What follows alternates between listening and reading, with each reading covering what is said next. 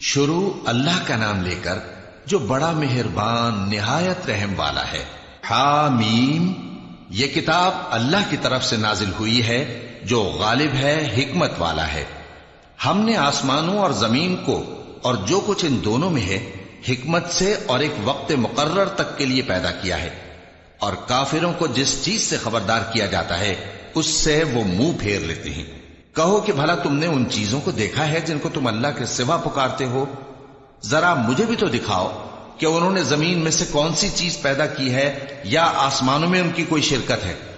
اگر سچے ہو تو اس سے پہلے کی کوئی کتاب میرے پاس لاؤ، یا تمہارے پاس علم انبیاء میں سے کچھ ہو تو اسے پیش کرو۔ اور اس شخص سے بڑھ کر کون گمراہ ہو سکتا ہے جو ایسے کو پکارے جو قیامت تک اسے جواب نہ دے سکے اور ان کو ان کے پکارنے ہی کی خبر نہ ہو۔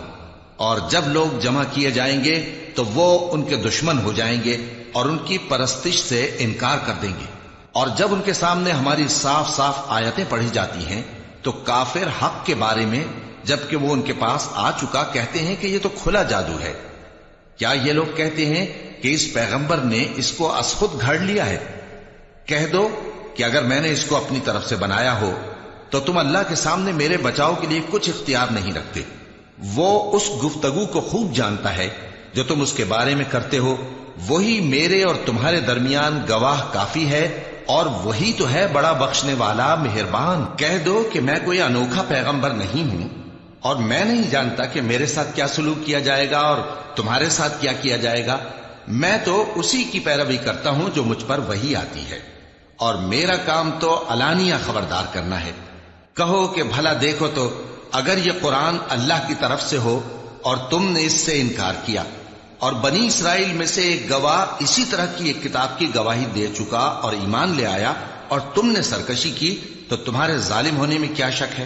بے شک اللہ ظالم لوگوں کو ہدایت نہیں دیتا۔ اور کافر مومنوں کے متعلق کہتے ہیں کہ اگر یہ دین کچھ بہتر ہوتا تو یہ لوگ اس کی طرف ہم سے پہلے نہ دوڑ پڑتے، اور جب وہ اس سے ہدایت یاب نہ ہوئے تو کہیں گے کہ یہ تو پرانا جھوٹ ہے۔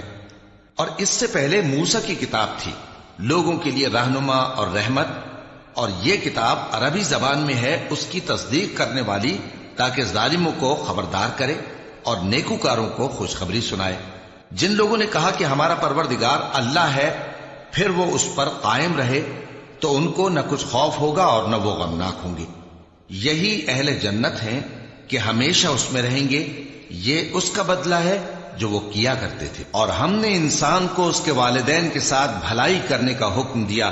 اس کی ماں نے اس کو تکلیف سے پیٹ میں رکھا اور تکلیف ہی سے جنا، اور اس کا پیٹ میں رہنا اور دودھ چھڑانا 2.5 برس میں ہوتا ہے، یہاں تک کہ جب وہ پختہ عمر کو پہنچ جاتا ہے اور 40 برس کا ہو جاتا ہے تو کہتا ہے کہ اے میرے پروردگار، مجھے توفیق دے کہ تو نے جو احسان مجھ پر اور میرے ماں باپ پر کیے ہیں ان کا شکر گزار بنوں، اور یہ کہ نیک عمل کروں جن کو تو پسند کرے، اور میرے لیے میری اولاد کو نیک بنا دے۔ میں تیری طرف رجوع کرتا ہوں اور میں فرما برداروں میں ہوں۔ یہی لوگ ہیں جن کے اعمال نیک ہم قبول کریں گے اور ان کے گناہوں سے درگزر فرمائیں گے، اور یہی اہل جنت میں ہوں گے۔ یہ سچا وعدہ ہے جو ان سے کیا جاتا تھا۔ اور جس شخص نے اپنے ماں باپ سے کہا کہ میں تم سے بیزار ہوں، کیا تم مجھے یہ بتاتے ہو کہ میں زمین سے نکالا جاؤں گا، حالانکہ بہت سی قومیں مجھ سے پہلے گزر چکی ہیں؟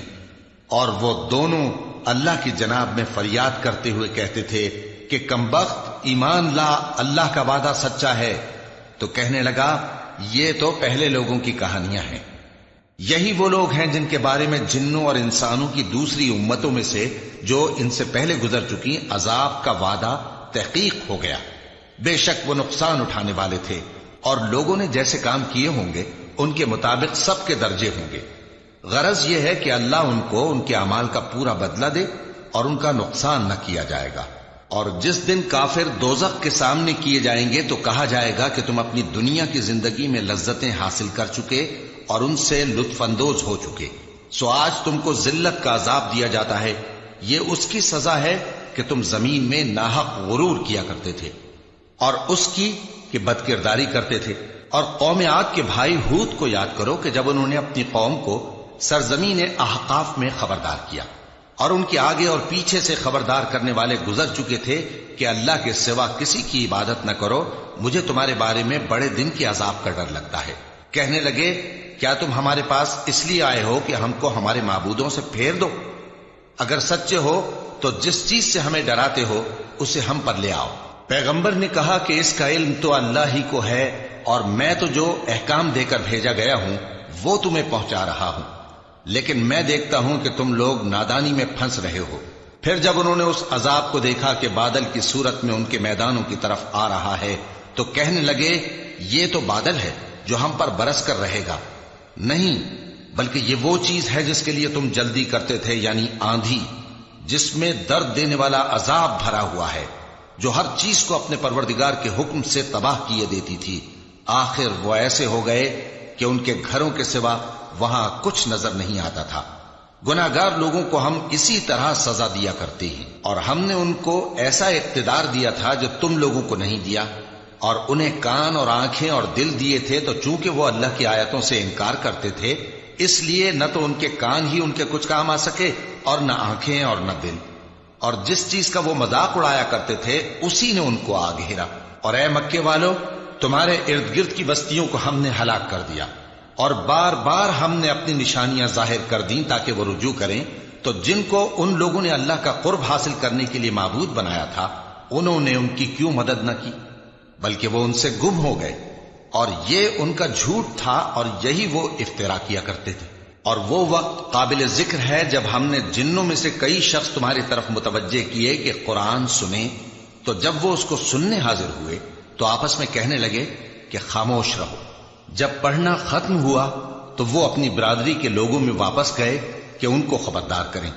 کہنے لگے کہ اے قوم، ہم نے ایک کتاب سنی ہے جو موسیٰ کے بعد نازل ہوئی ہے، جو کتابیں اس سے پہلے نازل ہوئی ہیں ان کی تصدیق کرتی ہے اور سچا دین اور سیدھا رستہ بتاتی ہے۔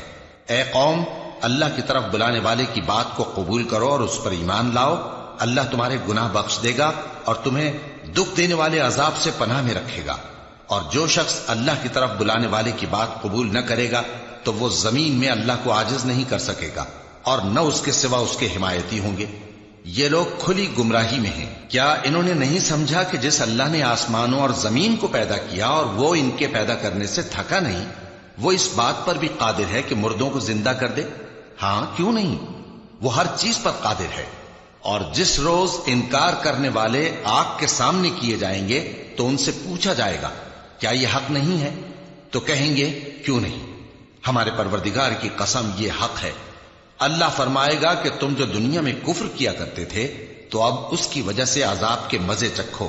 پس اے نبی، جس طرح اور عالی ہمت پیغمبر صبر کرتے رہے ہیں اسی طرح تم بھی صبر کرو، اور ان کے لیے عذاب جلدی نہ مانگو۔ جس دن یہ اس چیز کو دیکھیں گے جس کا ان سے وعدہ کیا جاتا ہے تو یہ خیال کریں گے کہ گویا دنیا میں رہے ہی نہ تھے مگر گھڑی بھر دن۔ یہ قرآن پیغام ہے جو پہنچایا جا چکا، سو اب وہی ہلاک ہوں گے جو نافرمان تھے۔